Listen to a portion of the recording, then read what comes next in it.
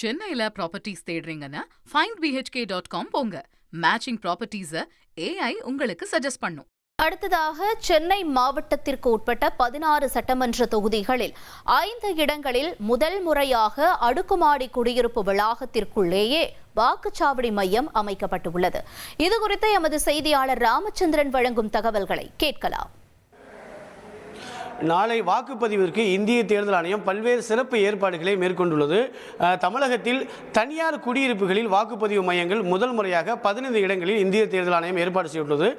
சென்னை மாநகரை பொறுத்தவரை 5 இடங்களில் இதற்கான சிறப்பு ஏற்பாடுகள் செய்யப்பட்டுள்ளது. குறிப்பாக சென்னையில் இருக்கக்கூடிய ஆர்கே நகர் தொகுதிக்கு உட்பட்ட தண்டையார்பேட்டை, கோயம்பேடு, அதே போல வேளச்சேரி உள்ளிட்ட 5 இடங்களில் 5 தேர்தல் வாக்குச்சாவடி மையங்கள் ஏற்படுத்தப்பட்டுள்ளது. குறிப்பாக நாம் நிற்கக்கூடிய பகுதி சென்னை ஆர்கே நகர் தொகுதிக்கு உட்பட்ட தண்டையார்பேட்டை. இந்த பகுதியில் 2 தனியார் அடுக்குமாடி குடியிருப்புகள் உள்ளன. கிட்டத்தட்ட 1000 வீடுகளில் 2000 வாக்காளர்கள் உள்ளனர். இது எந்த அளவுக்கு பயனுள்ளதாக இருப்பது என்பது குறித்து அந்த குடியிருப்பு வாசியின் நலச்சங்கத்திடம் ரேடியோக்கப்போம். சார் வணக்கம் சார். இந்த முதல் முறையாக குடியிருப்பு வளாகத்துக்குள்ளே வாக்குச்சாவடி மையத்தை இந்திய தேர்தல் ஆணையம் ஏற்படுத்தியிருக்குது. உங்களுக்கு எந்த அளவுக்கு வசதியாக இருக்குது, இது குறித்து எல்லா மக்களுக்கும் தெரியப்படுத்தியிருக்கா சார்? சார், இது ரொம்ப வசதியான இதுவாக இருக்குது. எங்களுக்கு ஃப்ளாட்ஸில் இருந்துட்டு நாங்கள் வெளியே போய் ஓட்டு போட்டு வந்தோம். கிட்டத்தட்ட ஒரு 1.5 கிலோமீட்டர் 2 கிலோமீட்டர் தூரத்தில் பயணித்து போய் போட்டுட்டு வந்திருந்தோம். அதில் முதியவர்கள், வயதான முதியவர்கள், அவங்களுக்கு டிரான்ஸ்போர்ட்டேஷன் கஷ்டமாக இருந்தது. இதெல்லாம் எங்களுக்கு ரொம்ப ஈஸியாக இப்போது ஃப்ளாட்ஸ் உள்ளே வந்திருக்கிறதுனால ரொம்ப வசதியாக இருக்குது. நியர்பை ஓட்டு காலியாக இருக்குதான்றதை க்யூவில் நிற்கிறது கூட நாங்கள் இது பண்ணி காலியாக இருக்கும்போது போடுறதுக்கு எங்களுக்கு நிறைய வாய்ப்புகள் உண்டு. அது இல்லாமல் இந்த பர்சன்டேஜ் ஆஃப் ஓட்டிங் அது நிறையா வரும். அதுக்காக இந்த தேர்தல் ஆணையம் ஏற்படுத்தி கொடுத்துருக்கு, ரொம்ப நன்றி. அது இல்லாமல் எங்களுக்கு எல்லா வசதிகளும் இங்கேயே ஃப்ளாட் உள்ளே இருக்கிறதுனால இந்த ஃபோனை எடுத்துகிட்டு போகிறது, வெளியில் போய் ட்ராவலிங்கில் ஒரு ஃபோன் புக் பண்ணுறதுக்கோ, வண்டி புக் பண்ணுறதுக்கோ, ரேபிட்டோ இதெல்லாம் புக் பண்ணுறதுக்கு எங்களுக்கு யூஸ்ஃபுல்லாக இருக்கும்.